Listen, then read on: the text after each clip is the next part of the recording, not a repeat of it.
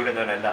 ഞങ്ങളുടെ ശരീരവും മനസ്സും ക്ഷീണിച്ചു പോകുന്നതായ അതുപോലെയുള്ള സന്ദർഭങ്ങളിൽ ഞങ്ങളെ താങ്ങുവാൻ, ഞങ്ങളെ ഉയർത്തുവാൻ കർത്താവെ നീ കൂടെയുണ്ട്. അതിനായി സ്തോത്രം.